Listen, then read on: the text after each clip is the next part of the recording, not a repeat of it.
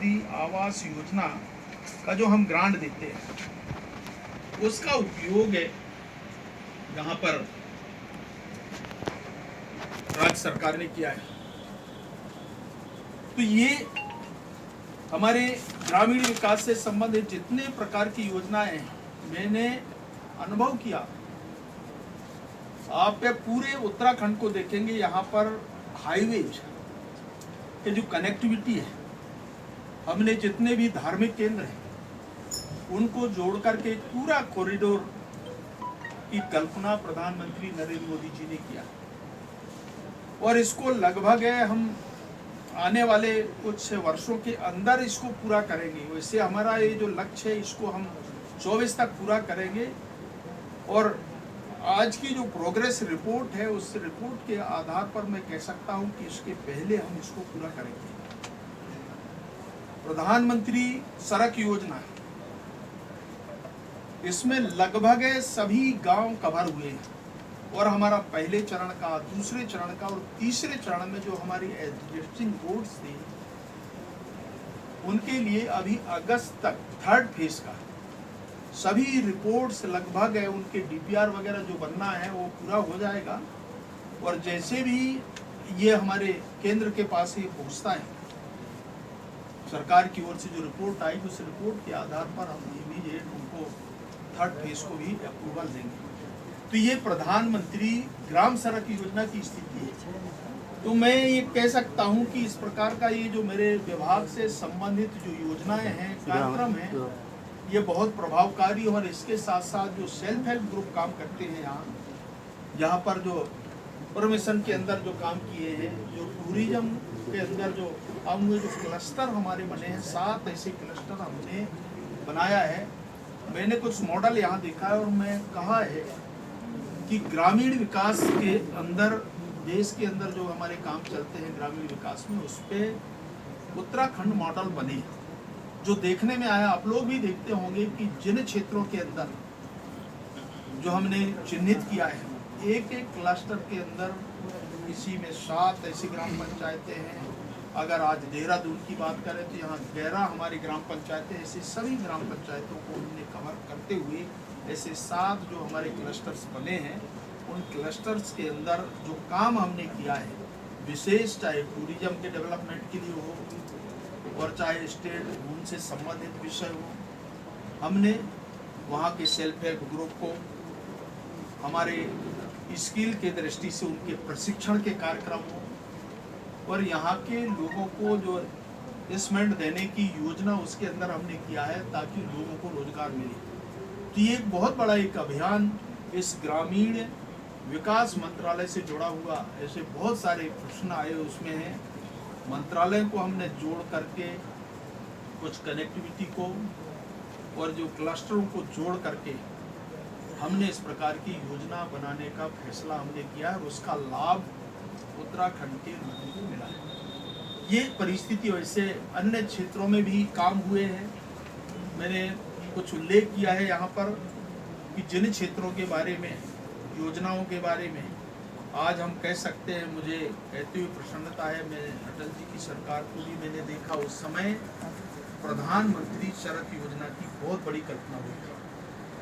आज लगभग 22 में हम उत्तराखंड के प्रत्येक गांव को हम कवर करेंगे। एक बहुत बड़ा संकल्पना उस समय प्रारंभ हुआ था और इस प्रकार की परिस्थिति आज इसके पहले भी हम देख सकते हो आज की स्थिति में। तो कहने का आशय ये है कि अगर भारतीय जनता पार्टी की सरकार के बारे में, उसके कामकाज के बारे में अगर देखेंगे तो हमने व्यक्तिगत भी अनेक स्कीम चला करके केंद्र सरकार ने नीति को प्रमाणित करके दिखाया और इसलिए लोग जैसे कहते थे, भारत के प्रधानमंत्री उस समय राजीव गांधी कहते थे, हम 1 रुपया यहाँ से अगर 100 रुपया भेजते हैं तो 15 रुपया गाँव के लोगों को मिलता है। प्रधानमंत्री नरेंद्र मोदी जी ने आज अगर 100 रुपये वो भेज रहा है तो 100 के 100 रुपये उस गांव के गरीब आदमी को, मजदूर को मिलता है। ये एक नया प्रयोग उन्होंने किया है और इसलिए पारदर्शी तरीके से काम करने का ये जो प्रयोग है भारत के अंदर प्रधानमंत्री जी ने किया है। अभी कोविड में ये आप सब लोग भी देखे होंगे, अनुभव आया होगा कि कम समय में ये सारे प्रयोग हमने किया है। ये जरूर है कि सेकंड वेव में बहुत सारी परिस्थितियां बनी, हमारे नियंत्रण से भी बाहर हुई, परंतु उसमें से हमने प्रयास किया और आज प्रधानमंत्री नरेंद्र मोदी जैसे व्यक्ति शख्सियत के कारण भारत के लोगों को हम सुरक्षित बचाने में आज सफल हुए हैं।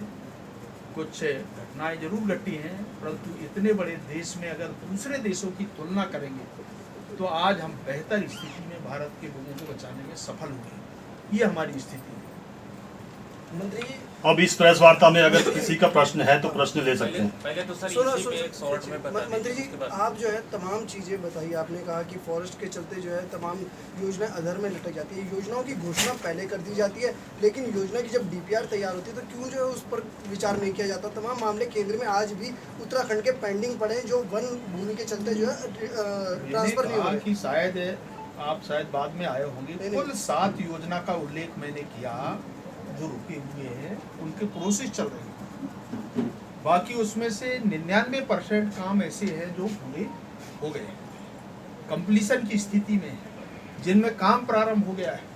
तो इस प्रकार की स्थिति है। देखिए, आपने कहा कि ये तकनीकी मामला है कि प्रोजेक्ट बनाते समय ध्यान में रखना चाहिए। देखिए, इसके पहले ये संभव होता भी नहीं। जब ये इस प्रकार का डीपीआर बनता है, सामने जब कोई तस्वीर आता है तो उसके बारे में फिर आकलन करने के बाद जो प्रोसेस है, उस प्रोसेस को हम पूरा करते हैं और उस आधार पर काम को आगे बढ़ाते हैं। तो इस पे एक प्रक्रिया है और इसलिए कई बार ये कठिनाई, व्यवहारिक कठिनाई है। आप जानते हैं कि फॉरेस्ट के अंदर आदमी के चलना मुश्किल होता है, ये कठिनाई है। कोर्ट में भी कई बार इस प्रकार की चीज़ों को संज्ञान में लेती है, परंतु जब डेवलपमेंट को अगर आगे बढ़ाना है, विकास को आगे बढ़ाना है, तो संरक्षण के काम को आगे करना है, तो हमको कई बातों पर ध्यान रखना पड़ता है। और इसलिए कई स्टेटों के अंदर तो बहुत विकट परिस्थिति भी है, परंतु मैं कह सकता हूं कि आज उत्तराखंड के अंदर जो मैंने अनुभव किया है, मैं उस अनुभव के आधार पर आपसे बात कर रहा हूं। और मैं देखा है कि इसलिए मैंने मॉडल का उल्लेख किया है कि हम उत्तराखंड को एक मॉडल बना सकते हैं। सर देहरादून की बात किया जाए, उत्तराखंड में अगर देहरादून चाहे प्लेन एरिया का देखेंगे तो बात अलग है। आज भी पहाड़ में कई ऐसे गांव हैं जहां पर 2 से 3 किलोमीटर पैदल चलना पड़ता है, और आप कहते हैं कि सारे गांवों को सड़क से जोड़ दिया गया है। देखिए, सारे गांव का मतलब जो विलेज है, गांव है, मैं उसकी बात कर रहा हूँ। हम 22 तक इसको पूरा करेंगे। अगर 22 तक नहीं हुआ तो उसको 24 तक में पूरा कर देंगे। परंतु आज जो हमारे पास है, जो गांव है, जो संख्या हमारे पास है, उस संख्या को हमने पूरा किया है, ये मैंने कहा है। और इसलिए कि जो छोटे, देखिए, हमने शुरू किया था फर्स्ट फेज में 1000 से प्लस, फिर 500 प्लस, 250 प्लस, और ऐसे पहाड़ी क्षेत्रों को हमने 100 तक की आबादी वाले जो गांव हैं उनको भी हम जोड़ने का ये संकल्प हमारा है पहाड़ी क्षेत्रों के अंदर। वैसे सामान्य जो गांव हैं वो हमने 250 तक वो क्लोज हो जाए, परंतु ऐसे पहाड़ी क्षेत्र हैं जहां पर चलना, जो आपने कल्पना किया है कि ऐसे पहाड़ी क्षेत्र है जहाँ पैदल चलना पड़ता है। अगर कोई एक मकान है या 4 मकान है तो वो हमारी एक व्यवहारिक, क्योंकि सारे देश के जो गाँव हैं या मोहल्ले जिनको हम कहेंगे, जिसकी आबादी अगर 100 परिवार वहाँ है तो उसको हम कवर करते हैं। तो इस प्रकार की स्थिति, और इसीलिए धीरे धीरे इसको बढ़ाएं। तो ये पहाड़ी क्षेत्र है हमारा, आपका उत्तराखंड, जितने भी ऐसे क्षेत्र हैं जो 100 की आबादी वाले गाँव हैं, उनको हम कवर करेंगे। सर प्रधानमंत्री आवास योजना की आपने बात की है, 50,000 मकान बनने आपने बताया। बजट सर आपने बताया कि 19,000 करोड़ के आसपास का है। सर अब तक कितने मकान बन चुके हैं, कितने हैंड हुए हैं, कितना बजट खर्च हो चुका है? देखिए, अगर ये प्रधानमंत्री आवास योजना का, तो आप देखिए कि इसका अगर ये संख्या को आप देख लेंगे तो आपको ध्यान में आ जाएगा कि इसके जो आंकड़े हैं, ये लगभग, जो मैंने कहा कि जो ओपनिंग बैलेंस आज जीरो की स्थिति में है, तो ये आप देखेंगे तो इसमें जो खर्च हुआ है मैंने उसका उल्लेख किया है, और टोटल इसकी जो संख्या है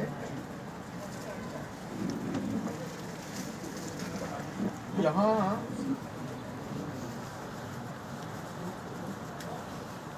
ये अमाउंट का उल्लेख हुआ है, उसको संख्या क्या है?